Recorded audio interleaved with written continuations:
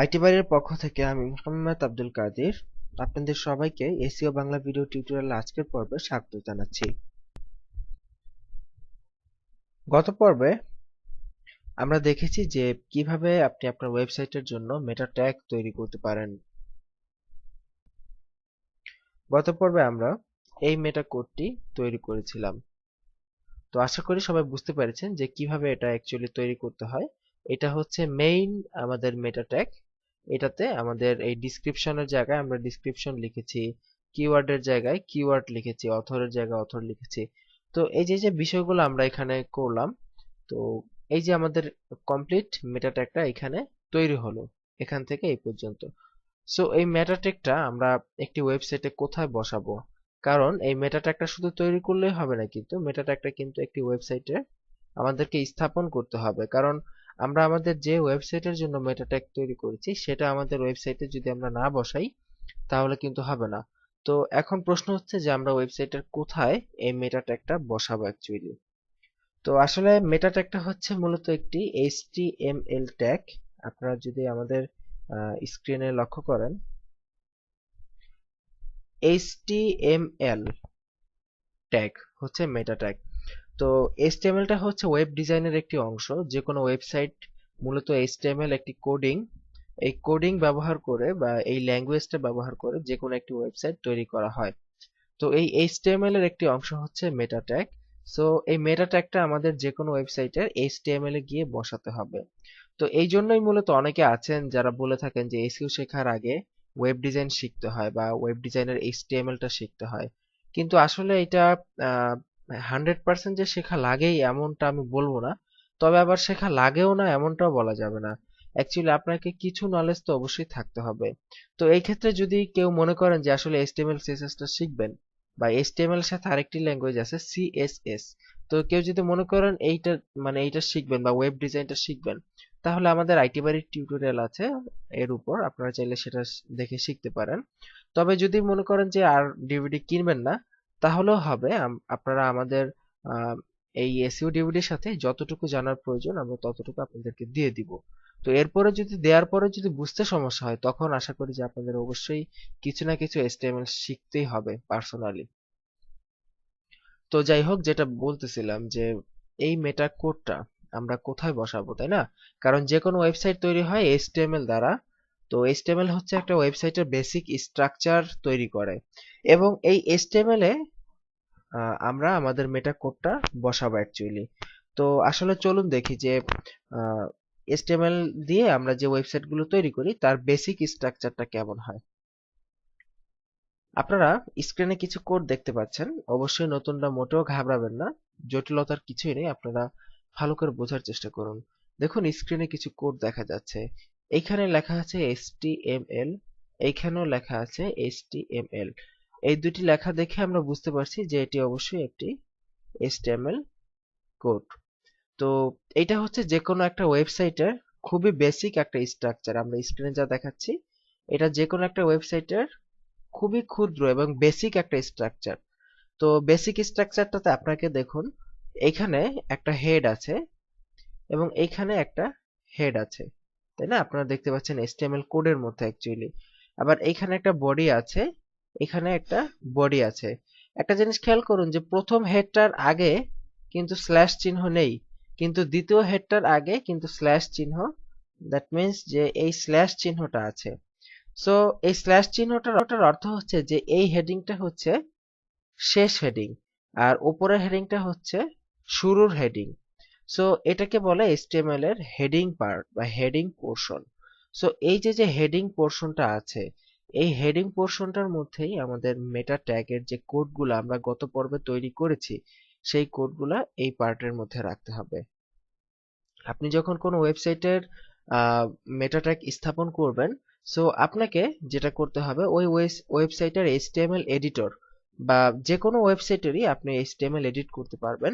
So ওই HTML এডিটের অপশনে গিয়ে আপনাকে এই হেড, এই যে প্রথমে যে হেড শুরু এবং দ্বিতীয় যে হেড শেষ, এই দুইটা হেডের মাঝখানে যে কোনো জায়গায় আপনি মেটা ট্যাগটা বসিয়ে দিতে পারেন। জাস্ট কপি করে এনে বসিয়ে দিবেন তাহলেই হবে। তো আশা করি এতটুকু আপনারা বুঝতে পেরেছেন যে মেটা ট্যাগটা কোথায় বসাবেন।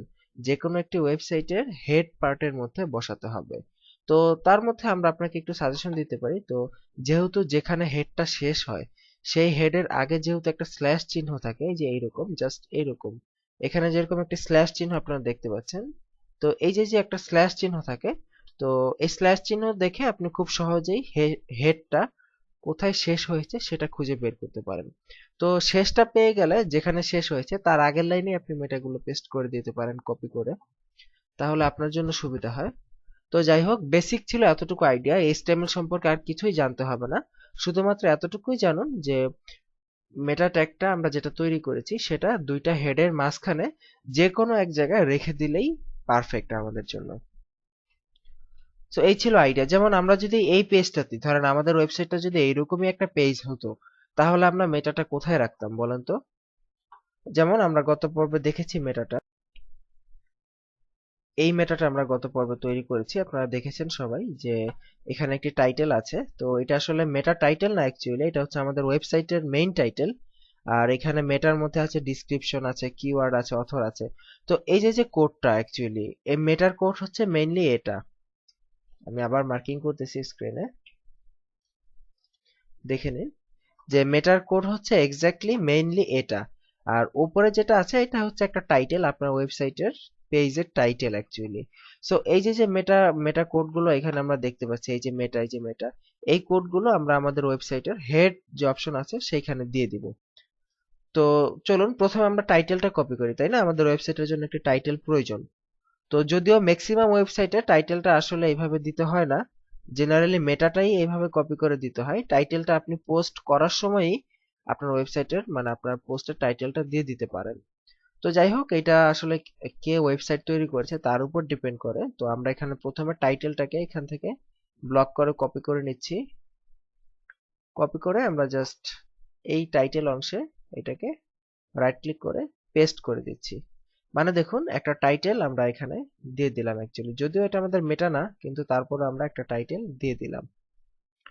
এরপরে আমাদের এই যে মেটা কোডটা শুরু থেকে শেষ পর্যন্ত জাস্ট কপি করে, আমরা কিন্তু গত পর্বে দেখিয়েছি কিভাবে এই মেটাটা তৈরি করলাম। সো যদি কেউ গত পর্বটা মিস করে থাকেন তাহলে আগে সেই পর্বটা দেখে নিন, না হলে কিন্তু মেটা সম্পর্কে কিছুই বুঝবেন না। ওকে, আমরা এইটা মেটা কন্টেন্টটা এখান থেকে কপি করে নিলাম।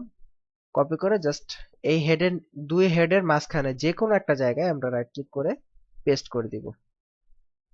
তো দেখুন আমরা মেটাটা সুন্দর মতো পেস্ট করে দিলাম। আমি একটু সাজিয়ে নিচ্ছি, আগে পরে হয়ে গেছে, এটা ফ্যাক্টর না। দেখুন এই দুইটা হেড, দেখুন যে দুইটা হেড স্ক্রিনে ব্লক হয়ে আছে বেগুনি রঙে দেখতে পাচ্ছেন, এই একটা হেড এবং এই একটা হেড। যে কোনো ওয়েবসাইটে এই দুইটা হেডই থাকে, এর বেশি হেড থাকে না। সো এই দুইটা হেডের মাঝখানে এনি হোয়ার যে কোনো জায়গায় আপনি মেটাটা পেস্ট করে দিলেই হয়ে যাবে। ঠিক আছে? তবে আমি একটা সাজেশন করবো এই জায়গায় আপনাকে, যে চেষ্টা করবেন যে যেহেতু টাইটেলটা আপনাকে দিতে হয় না, টাইটেলটা এমনিতেই থাকে এইচটিএমএল কোডে, তো সেক্ষেত্রে টাইটেলটা যেখানে থাকবে টাইটেলের ঠিক নিচে মেটাটা বসিয়ে দেওয়ার চেষ্টা করবেন। যদি টাইটেলের ঠিক নিচে বসাতে সমস্যা হয় তাহলে হেডটা যেখানে শেষ হয়েছে, দ্যাট মিন্স যেই হেডের আগে এরকম একটা স্ল্যাশ সাইন আছে বা স্ল্যাশ চিহ্ন আছে, সেই হেডের আগে আপনি মেটাটা বসিয়ে দিবেন। এইটা হচ্ছে অ্যাকচুয়ালি মেটা বসানোর ক্ষেত্রে বেসিক রুলস বা বেসিক আইডিয়া। আশা করি আপনারা বুঝতে পেরেছেন। তো আসলে এই ক্ষেত্রে একটা কথা আবারও বলতেছি যে যদি আপনার HTML CSS জানা না থাকে বা আপনি যদি এই টিউটোরিয়ালটা বুঝতে না পেরে থাকেন, তাহলে আমাদের HTML CSS টিউটোরিয়ালটা সংগ্রহ করতে পারেন। বা আমাদেরটা সংগ্রহ করতে হবে এমন আমি বলবো না, আপনি অনলাইন থেকে বিভিন্ন HTML CSS এর টিউটোরিয়াল বের করে আপনি একটু HTML CSS সম্পর্কে শিখে নিতে পারেন।